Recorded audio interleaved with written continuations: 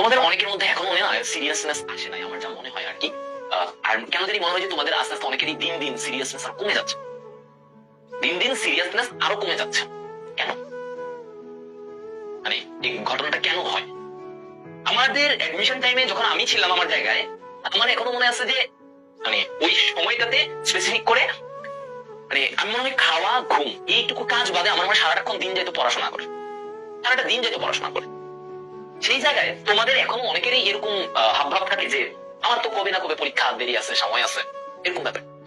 তো তোমাদের একটা কিছু বাস্তব কথা বলি, মন খারাপ করো না, মানে গায়েও নিও না, গায়ে নিও মানে পজিটিভ ভাবে গায়ে নিও। যখন যেদিন রেজাল্ট দিবে, ধরো তোমরা ভার্সিটি পরীক্ষা দিবা, ডিউ এর পরীক্ষা দিবা, হ্যাঁ বিভিন্ন জায়গায় পরীক্ষা দিবা, পরীক্ষা দেওয়ার পরে যেদিন রেজাল্ট দিবে, যদি আল্লাহ না করুক, যদি তোমার রেজাল্ট তোমার অনুকূলে না থাকে, তোমার কোনো কারণ খারাপ হইলো, রেজাল্ট চান্স আসলো না, সেদিন মনে রাখবা তুমি একা কাঁদতেছো না, তুমি একা কাঁদো নাই। তুমি মনে করতেছো আচ্ছা আমি খারাপ দিছি, আমি কাঁদতেছি, আমার কষ্ট, ভাই তুমি একা কাঁদো নাই, তুমি তোমার বাপ মারে সহ নিয়ে কাঁদাইছো। তুমি একা কাঁদো নাই, একটা কথা বারবার মনে রাখবা, তুমি তোমার আব্বু আম্মু এদেরকে সহ নিয়ে কাঁদাইছো।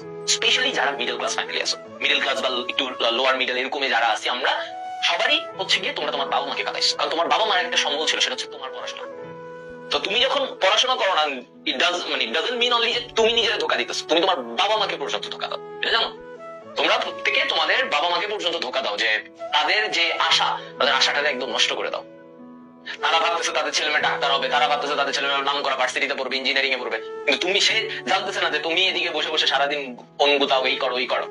আমি এরকম, আমি নিজে একটা বলি যে আমি নিজে দেখছি একদম রিয়েল ঘটনা। আমি আগেও এক জায়গায় বলছিলাম যে আমি নিজে তার খেয়াল করলাম, একবার বসে আছি, মানে রেজাল্ট দিছে এক জুনিয়র ব্যাচের, তো সব অনেক আঙ্কেল পাড়া প্রতিবেশী অনেকে বসে আছে।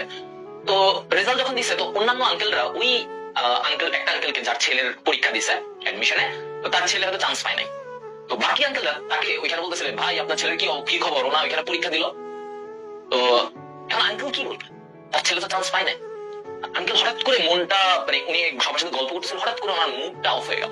আমি খেয়াল করতেছিলাম, ঠিক আছে, আমি খেয়াল করলাম আঙ্কেল পুরো মুডটা অফ হয়ে গেল। তো আঙ্কেল অনেক কষ্ট থেকে পরে বললো যে ছেলেটা তো আসলে চেষ্টা করছিল, ছেলেটা তো অনেক পড়াশোনা করছে, কিন্তু হয়। তো তুমি দেখো একজন বাবার মনতে তিনি এভাবেই বলছেন যে আসলে ছেলে অনেক চেষ্টা করছে, ছেলে অনেক কষ্ট করছে, কিন্তু ছেলেটা হয় না। উনি একদম নরম হয়ে গেছিল। আমি ওই ছেলেটারে চিন্তাম, আমি জানতাম ওই ছেলেটা আসলে পড়ে নাই, আমি জানতাম যে ছেলেটা পড়েই না, আঙ্কেল এমনি বলছে যে ছেলে পড়ছে, ছেলে তো পড়েই নাই, আমি জানি ওই ছেলেকে।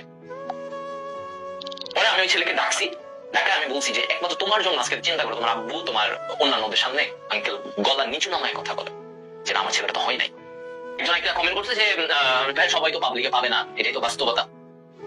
তুমি আগে পাবলিকে পাওয়ার জন্য চেষ্টা করছো, তুমি আগে চেষ্টা করো। চেষ্টা না করে যদি ভাবো যে কারো তো পাবলিক হবে না, প্রাইভেটে পড়তে হবে, তাহলে আর কি করার? তুমি তো আগেই হেরে বসে আছো, তুমি আগেই হেরে বসে আসছো।